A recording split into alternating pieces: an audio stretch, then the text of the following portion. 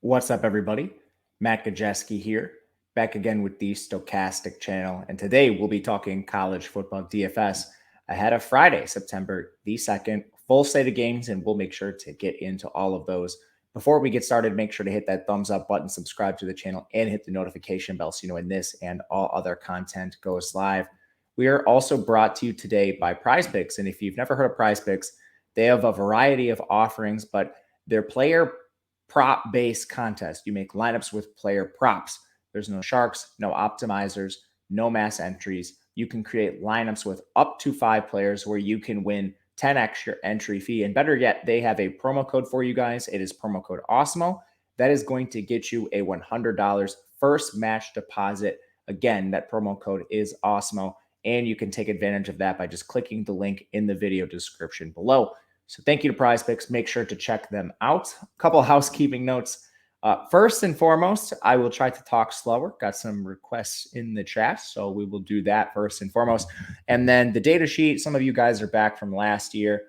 We previously would do these shows with target shares, production shares, all kinds of metrics on the screen. That will be back. It's not ready yet. We haven't had any games played for most of these teams, so there's nothing to populate in those cells just yet, but don't you worry, it will be back. Without further ado, we have a ton of college football games to get into, so let's dive right into this. Our first game we're going to talk about is Western Michigan taking on Michigan State, a solid game overall, nice rivalry, but spread here minus 23 in favor of the Spartans. Total is 54.5. That's pretty middling on this slate. Western Michigan, they don't have a great team total overall. Their team is kind of rebuilding here. Last year, they had a solid team, but they're losing their starting quarterback. They lost Sky Moore. They lose some players in the offensive line. And we know rebuilds in the MAC, they usually don't happen overnight. So Jack Salopek is the new projected starting quarterback. He has 5 pass attempts in his career, no rush attempts. He's been with the program for 2 years, so he knows the scheme, but no idea what he is. The team total being so low has me a little weary, but this Western Michigan team's fast. They were 20th in plays per game last year. They're just really run heavy. So I think rather than go to Salopek, you could maybe look at the backfield. Unfortunately, it's just a timeshare. Sean Tyler and Ladarius Jefferson both involved. Tyler's the better pass catcher, but he's 6,900. So do I want to pay 6,900 for a running back on a team that has a 15 implied team total? Probably not, but in GPPs, they do run the ball a lot. If they get a negative game script, you could maybe look at some receivers. The only player that returns with a lot of experience is Corey Crooms. He's 6,400, caught 44 passes for 768 yards last year. It's a lot to pay for him. Again, it's similar to the running backs. If you want to look to some of the cheaper guys, again, they're replacing Sky Moore and Jalen Hall. Jelani Galloway transfers in from Boston College. He should play a fair amount, but he has 17 career catches, fairly unknown. AJ Abbott transfers in from Wisconsin. He's a guy that has 3 career catches, another unknown. We just have no idea what this offense is going to look like behind Crooms. If you want to take some shots, go for it. I think I'm going to do so elsewhere. Michigan State, Peyton Thorne is back. I mean, this team has a near 40-point implied team total, so Thorne stands out immediately. Averaged 248 passing yards per game last year. He's also mobile, had 250 rushing yards and 5 scores on the ground. He had 181 rushing yards and 4 scores on the ground.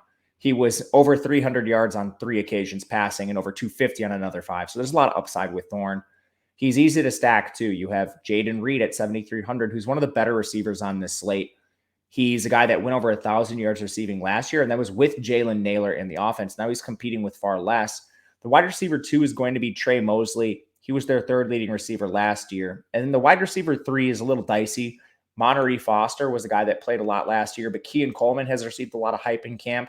And then they have a 4-star receiver, Jeremy Bernard, who's received a lot of hype as well. Bernard is 3,200, and we know Michigan State will play young guys early. I might take some shots on him just in tournaments, but Reed is solid, and then Thorne is solid too. Run game, they're such heavy favorites. I think you can look to some of these guys. Jarek Broussard and Jalen Berger are probably going to be in a little more of a timeshare than what we saw last year. Broussard's awesome. He comes over from Colorado, so familiarity here with their head coach, but he's just 5'9", 185 pounds. He does have over 1,500 yards in his 2-year career, but can Broussard really handle a full workload? I have questions, but efficiency should certainly be there today. Berger, 4,900.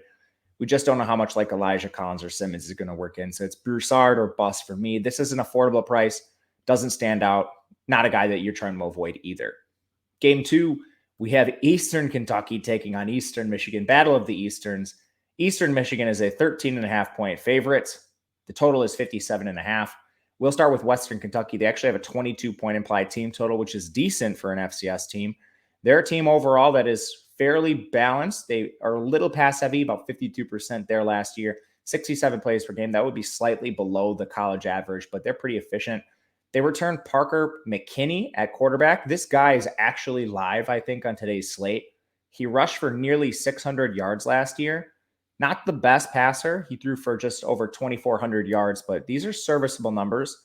And the implied team total 22, that's north of 3 scores. He's 5,600. Not a preferred play, but he's in play, we'll say. At running back, DeJuan Hewitt is a guy that is pretty involved across the board. He had 164 carries last year, 604 yards, caught 13 balls. This will be a little bit of a timeshare. They do use, we'll call them change of pace backs. DeJuan Hewitt's the lead back with change of pace backs behind him. So probably not the ideal target at 5,600, but he's at least worth mentioning.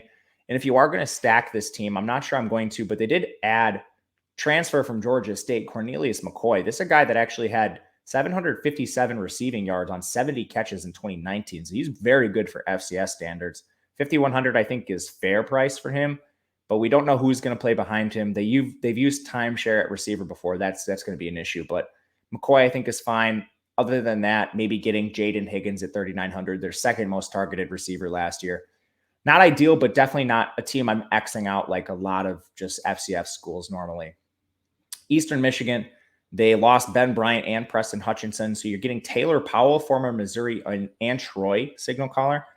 He's been average as far as passing, but he can't run whatsoever, negative 95 rushing yards. That's brutal. He's 7,500, which is a bit expensive. But again, you do have an FCS opponent. Still 35.5 team totals, at least worth mentioning for DFS. Last year, they used a nasty timeshare at running back. Darius Boone should lead it, but he only carried 120 times. He ceded most of the pass game work to Samson Evans, who's back. He caught a bunch of passes for this team, and he's the goal line back. He only rushed 83 times, but he had 13 scores. That's an issue. They also involve Bryson Moss and DJ Smith, so probably not playing a rusher. The thing we can do is target these receivers, and this might be what propels Taylor Powell to success. 3 receivers return in Tanner New, Dylan Drummond, and Hassan Beydoun. Beydoun's the one, 95 catches last year, just shy of 1,000 yards. Drummond, he's a little more steady. He had 103 targets, caught 65 for 716 yards. Tanner New only played 5 games, but he still was able to rack up 363 yards on 34 catches. He had awesome efficiency yards per route run over 2.0. That is getting to the very strong to elite category. So Tanner New, he's my favorite play at 5K. He's somebody I think we should be looking at just as a very strong receiving option for a team with a massive implied team total. He's probably my favorite play we've talked about so far. That's no slight to Beydoun or Drummond either. I like them a lot as plays. Next game, we have Virginia Tech taking on Old Dominion, a fun real-life game. Virginia Tech, they're a 7-point favorite. The total is 48, which seems a little low to me, but it's still going to at least depress the scoring in this game. I mean, you look across the board here. We should mention this. There's no total that's even in the 60s. So I don't hate getting to Virginia Tech at 48. It's not like we have Tennessee or somebody on the slate. We have a lot of low-scoring games. But anyway, they're breaking in a new head coach. They have Grant Wells coming over from Marshall at quarterback. He's 8K flat, which is a lot, but he's semi-mobile. He does pass at a prolific rate. But again, that was with Marshall. Now he's stepping up to the AAC. Luckily, he doesn't face that here. So Wells, I think, outside tournament play. Running back is tough. We have a lot of injuries. Malachi Thomas is out for this game. Jalen Holston's questionable, but it looks like he's going to play.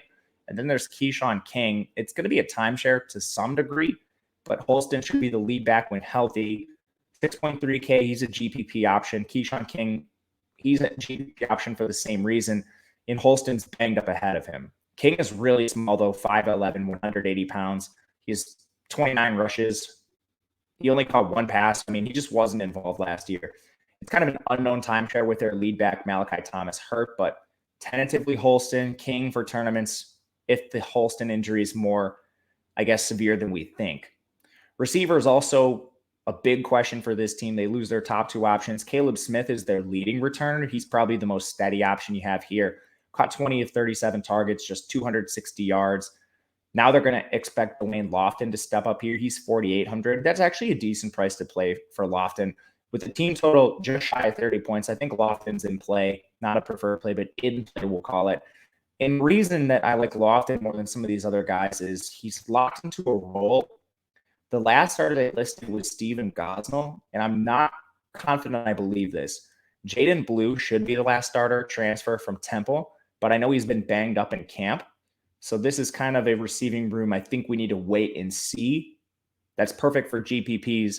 But overall, I mean, if you are trying to play any sort of low-risk contest, targeting this Virginia Tech passing attack seems really difficult right now, just not knowing how this receiving pecking order is going to shape up.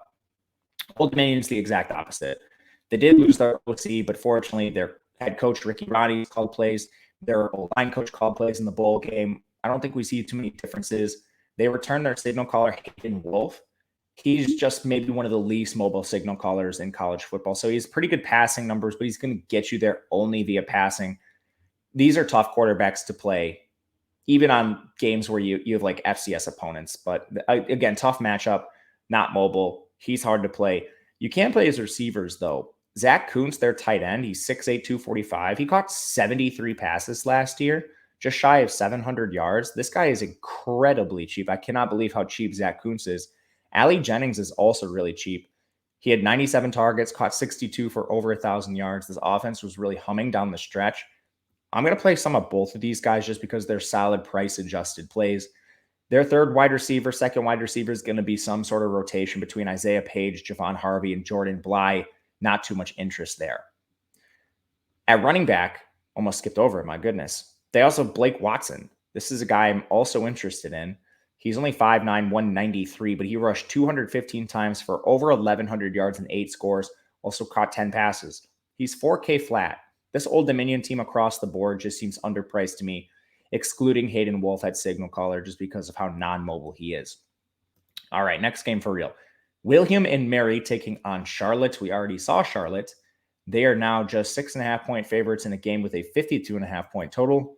A lot being made about their injury to Chris Reynolds, but we'll start with William and Mary. This team is extremely slow, 60.8 plays per game, pass the ball 33% of the time. Their quarterback, Darius Wilson, only threw 177 passes, just over 1,200 yards, and he's not involved enough in the run game to target, just 386 yards. It's not going to cut it. Their run game, Donovan Lester's their lead back. He's going to split time with Malachi Emo. This was a timeshare last year. Bronson Yoder's also back. Bronson Yoder had 92 rushes. Lester, he had 96, just not interested. And then receiver is a complete mess. We mentioned how little they throw. I think their number one's going to be Tyler Odekevin from Albany, who transfers in, but JT Mayo and Sean Kendrick are back. This is a team I'm not interested in whatsoever, even though they have a decent team total of 23. It's just timeshare across the board in a really run-heavy system. And then I think we're really discounting Charlotte. Yes, Chris Reynolds is gone, but they couldn't run against FAU, but they should be able to run against William and Mary. James Foster's the quarterback. He had a horrific game. 2 of 9 passing for 21 yards and 1 interception. He's previously played a little bit. Over his career, he has 364 yards on 56 pass attempts. That's 6.5 yards per attempt. Not the most mobile, but I mean, those aren't terrible passing numbers. No, I'm not going to target him, but what I'm trying to say is I don't think Charlotte's going to put up the same performance they did against FAU against this FCS team, William and Mary. Where I will look is Shadrack Bird in the backfield. Carried 14 times for 51 yards. This is a guy that handled a complete bell cow workload. Camp wasn't even involved.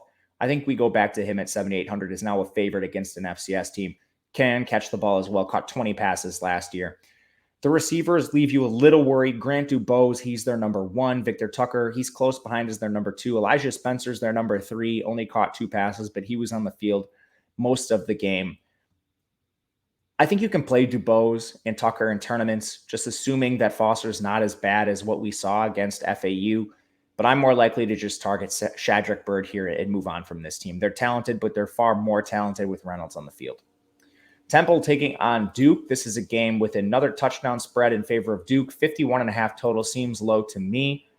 But right now, you look at Temple. They have a new OC. He comes over from Colorado State, where they actually ran quite a bit of tempo. They were at 76.8 plays per game. Very run heavy, but still, that's a lot of plays. Duke's going to be up tempo too, so there's at least volume in this game. Dwan Mathis is the signal caller. He got hurt last year. Game managed his way to an efficient season. He's 6K. Don't love him, don't hate him. Just a tournament option at best here.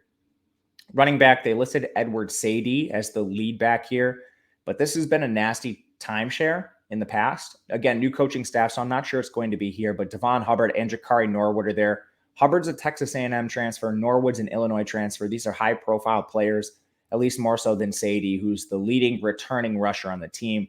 Receiver, they have Purdue transfer Ahmad Anderson, Georgia Tech transfer Adonicus Sanders, and returner Jose Barbin.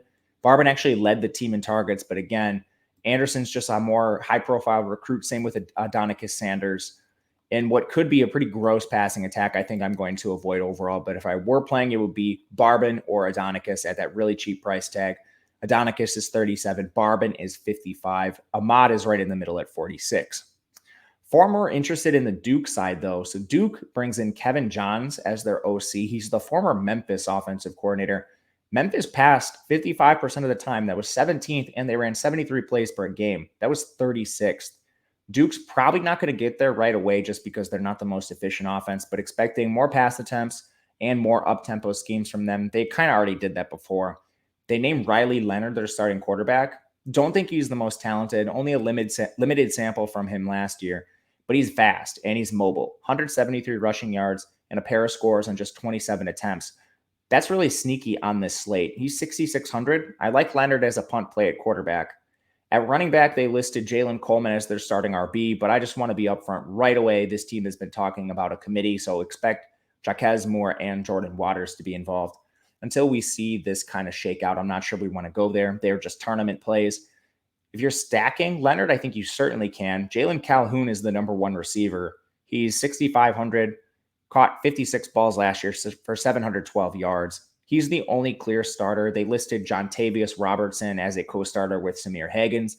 They listed Eli Pancol as a co-starter with Daryl Harding. Of that group, it's probably Pancol. He was just the player that was targeted most of the group last year, but don't love it. Nicky Dalmolin could be in store for a bigger role. Excuse me. Nicky Dalmolin. I don't know why that name is so troublesome for me, but Duke is probably going to rotate their tight ends a little bit, but at 4K, I think he's worth a dart throw. Excuse me with that name, but overall interested in the QB and Jalen Calhoun primarily from Duke. Tennessee Tech taking on Kansas, and there's very few times where we can say, man, I really want to target Kansas, but this is one of them. They're 27.5 point favorites, 52.5 total. Tennessee Tech implied for 12.5 points, not interested there. Jeremiah Oatsball, probably going to start. He's the former Austin Peay quarterback. He's really mobile, but I mean, we're just not expecting a lot from Tennessee Tech in this game. They went 3-8 last year, so they're on the bottom end of FCS talent. They do return David Gist at running back, who's 4,100. He rushed for 900 yards last year, caught 37 passes. So if you're just looking for a filler in your flex or something, a running back that's going to catch a lot of balls, that is David Gist. If you're stacking Oatsball or looking for a run back, their top receivers, Quentin Cross, caught 41 balls and 76 targets. But behind Cross, Gist was actually their second most targeted receiver, so not getting much of the pass game. Kansas has a 40-point implied team total. It's our time to load up on the Jayhawks, everyone. But you got to pay for it for the first time in my, at least recent memory.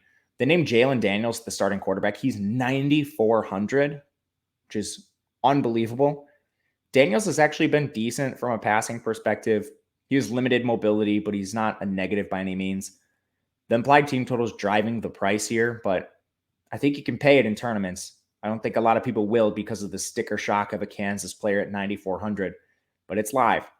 Running back, they listed 4 guys as co-starters: Kai Thomas, the Minnesota transfer, Sevion Morrison, the Nebraska transfer, and then incumbents Devin Neal and Daniel Highshaw. Neal is 8,900, but you can go to Kai Thomas at 6K. When you look at the efficiency metrics, yards after contact per attempt, forced missed tackles per attempt, Kai Thomas was the best, and he was playing in the Big Ten. That's a little bit more difficult for runners compared to the Big 12. So Kai Thomas would be the guy for me, but really we're throwing darts. 4 starters listed between these guys. I mean, as co-starters, it's just throwing darts. In the receiver game, I think you can play some of these guys. Lawrence Arnold, 6,300. Luke Grimm is 84. And then with the suspensions on their team, they listed Quentin Skinner as a starter. He's 53. Probably most interested in Arnold. He was the second most targeted receiver last year, just inefficient, 316 yards, 27 catches. Grimm actually finished with more receiving yards than him, despite not playing the whole year, 349. Grimm was really efficient, so he's somebody you can maybe look to, but expect a little bit of a rotation at receiver. Grimm at 8,400 is a huge price to pay for a team that could be very run heavy. Illinois taking on Indiana. A couple games left here. This is a 2.5 point spread, 45.5 point total. The lowest on the board. Illinois, they're now plus 1.5. This is quickly moving. So, I mean, getting some love here. It's going to be a run heavy team. They're going to play with some tempo. They ran 81 plays last week against Wyoming, but DeVito is still very much a game manager. He only averaged 5.2 yards per attempt against an inferior opponent. Somewhat mobile, but don't love DeVito. Where I think you want to go here is Chase Brown. 19 rushes, 151 yards, 2 scores. Caught 3 passes for another score through the air. He's just too cheap for his role. I know it's a tougher matchup, but Chase Brown at 5,400, my goodness. What are we doing here? He's cheaper than his receiving counterpart, Isaiah Williams. Williams caught 7 of 9 targets, but he had just 26 yards. That seems like it's going to be the DeVito show. That's how it's been with DeVito in the past. He just checks it down. Unless Williams makes guys miss, he's going to be tough to trust. Pat Bryant looks like the wide receiver too. Solid game from him, 4,300. Again, just don't love the pass game and love Chase Brown. Indiana, we have complete mess. New OC and Walt Bell. He previously has coached offenses before. So, I mean, fairly pass heavy, little up tempo, nothing crazy though with Walt Bell in the past. Connor Basilick transfers in from Missouri. He's a guy that completed 65% of his passes, 16 touchdowns, 11 interceptions. He averaged 231.5 passing yards per game, not mobile whatsoever. So he's a little tough to trust against a not a slow Illinois team, but like a fairly strong Illinois team that does favor the run. So that's going to be tough to get to. Running back, expecting a timeshare. They added a ton of transfers. Shevers from Auburn, Henderson from North Carolina. This just could be a pure timeshare with Shivers being a pass catcher, Henderson being the early down back because of size. They also dip their toes in the portal for receiver. Cam Camper comes over from JUCO. He's 3,200. Emery Simmons, 3,500. Camper caught 28 balls last year. Simmons, he only has 30 catches in his 3-year career. They also are returning DJ Matthews from an ACL injury. He's a former Florida State player, little slot receiver, 160 pounds, but he allegedly is going to play. I'm worried about a snap count with him. So to me, if you're just throwing darts, Cam Camper's probably the guy at 3,200, but it's a tough situation to trust with Indiana. Our last game, we have TCU taking on Colorado, 14-point spread, 55.5 point total. TCU implied for nearly 35 points. It's one of the better marks on the board, right up there with Michigan State, Eastern Michigan, and Kansas. The issue is we don't know who's playing quarterback. Duggan and Morris listed as co-starters. Duggan's been the longtime signal caller there. We kind of know what he is. Not exciting, but he's mobile, which has been kind to us in DFS in the past. Morris offers tons of upside. He's a guy that came in and played against Baylor, had over 450 passing yards. I think you can play this if we get clarity on the starter. So, you're watching pregame warmups and you see Chandler Morris is taking all the first team reps. I think you can throw him in some last second lineups. If you see them rotating, I'm completely off of it. Running back, this is also a 4-way listed timeshare between Kendre Miller, Amani Bailey, the Louisiana Lafayette transfer, Amari DeMercado, and Trent Battle. Battle's converting to the position, but Kendre Miller is the guy to talk about most here. Average 7.5 yards per carry, not after contact. 7.5 yards per carry on 83 rushes. Also caught 12 passes, played a lot when Zach Evans went down, and he was the most efficient. For reference, his 7.5 yards per carry compared to DeMercado averaged 4.6. Imani Bailey's kind of a wild card. He's an up transfer from Louisiana Lafayette. He was really efficient. He's just now going to be dealing with a more difficult level of competition. But between this group, I'm either playing Kendre Miller at 7,500 or Imani Bailey at 43.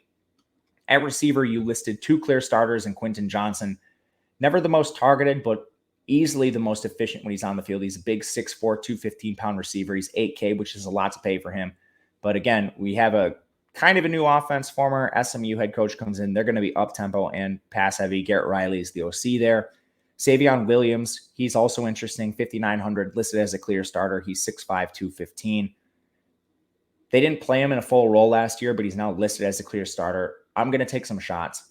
And then the last receiving spot was co-starters listed between Tay Barber, Darius Davis, and Gunnar Henderson. Tay Barber is the most interesting just because of his pedigree. He's had the most production of this group, and he'd be the guy I try to take a shot on. But, I mean, like Henderson's 3K flat, just no idea if he actually plays. Sometimes these depth charts do mean a lot. Sometimes they do not.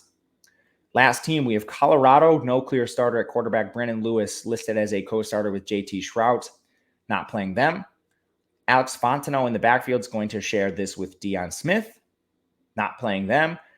Fontenot, 3.4 yards per carry. Deion Smith, 3.6. Neither of whom is a clear pass catcher.